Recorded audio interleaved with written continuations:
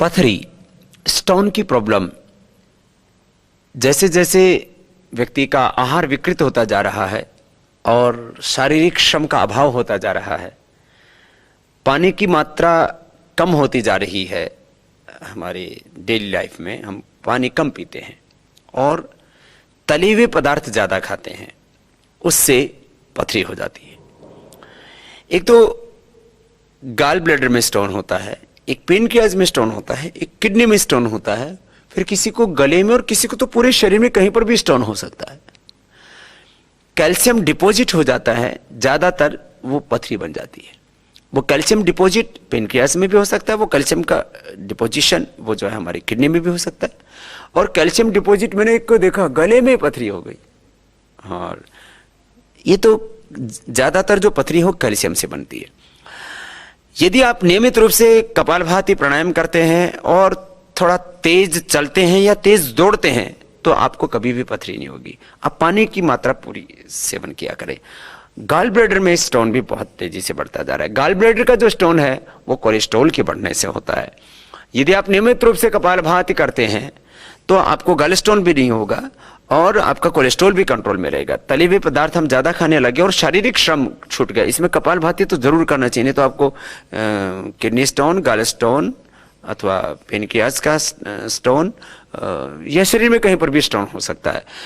तो पानी की मात्रा का पूरा ख्याल रखें। कभी कभी छाछ पी लिया करें। पहले थोड़ी सी खट्टी छाछ पी लिया करते थे, उसके और भी बहुत गुण हैं। उससे मूत्र रोग भी नहीं होते, वह शरीर के जो है विकास के लिए भी उसमें कैल्शियम से लेकर के दूसरे पोषक तत्व होते हैं, डाइजेशन के लिए भी बहुत अच्छी होती है। तो छाछ का सेवन कभी कभी कर लिया करें। पहले लोग कुल्थी की दाल कभी कभी खा लेते थे, तो कुल्थी का दाल का सेवन करने से कहीं पर भी आपके शरीर में स्टोन नहीं होगी। और स्टोन होने के बाद आप कुल्थी को उबाल करके, कुल्थी का दाल 1-2 चम्मच ले लिया, उसको एक पानी में उबाल करके एक गिलास पानी में उबाला, 50 ग्राम बच गया, तब 100 ग्राम बच गया तो छान के पी लिया उसको। पथरी के लिए मूली का प्रयोग भी बहुत अच्छा होता है। पहले मूली लोग खाया करते थे, अभी भी हम सलाद आदि में उसका प्रयोग करते हैं। जो मूली का नियमित रूप से सेवन करते हैं उनको पथरी नहीं होती है। जो का आटा कभी कभी खा लेते हैं, जौ बारले जो है उसका सेवन बहुत अच्छा रहता है। पहले तो हमारे यहाँ खाने में हम जो है, चना है, गेहूं है, बाजरा है, मकई है, अलग अलग तरह के अन्न खाया करते थे। वो स्वास्थ्य के लिए बहुत अच्छा होता है।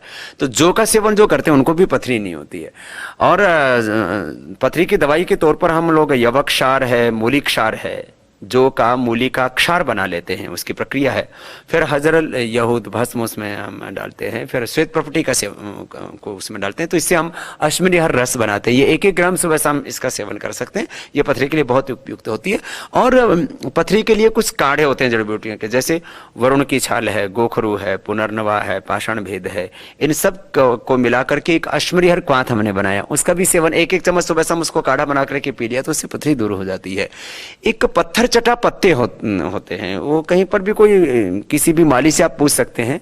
हम भी अपने नर्सरी में उसको लगाते हैं, लोगों को सिखाते हैं, बताते हैं कि आप कैसे अलग अलग बीमारियों में अलग अलग औषधियों का, जड़ी बूटियों का प्रयोग कर सकते हैं। तो ये पत्थर चटा के जो पत्ते होते हैं, 3 से 5 सेवन कर लिया तो ये सभी तरह की पथरी से हमें छुटकारा दिलाता है। किसी की 7 दिन में, किसी की 15 दिन में, किसी के 1 महीने में पथरी निकल जाती है। कपालभाति करते करते लोगों को थोड़ा सा दर्द होने लगता है, फिर वो थोड़ा पानी पीते हैं और पथरी निकल जाती है। ऐसी मैक्सिमम लोगों को हो जाता है। गाल स्टोन में भी यदि बहुत ज्यादा गाल ब्लैडर पूरा ही भर गया है स्टोन से, तो उस समय तो फिर आपको ऑपरेशन कराना ही पड़ेगा। लेकिन प्रारंभिक अवस्था का गाल स्टोन भी कपालभाति निरंतर करने से डिजोल्व हो जाता है, क्योंकि वो निकलता नहीं है, वो उसका एक दूसरा तरीका है। तो ये पथरी के लिए योग का और आयुर्वेद का जो उपाय है ये बहुत ही महत्वपूर्ण है और ये रामबाण है, ये अचूक उसकी दवा है। आप खुद इन नुस्खों को अपनाएं और दूसरों को भी बताएं, जिससे कि किसी को भी पथरी के लिए ऑपरेशन कराने की जरूरत ना पड़े।